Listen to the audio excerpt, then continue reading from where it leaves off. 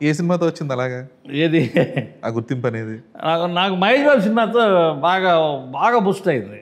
ఏది శ్రీమంతుడు.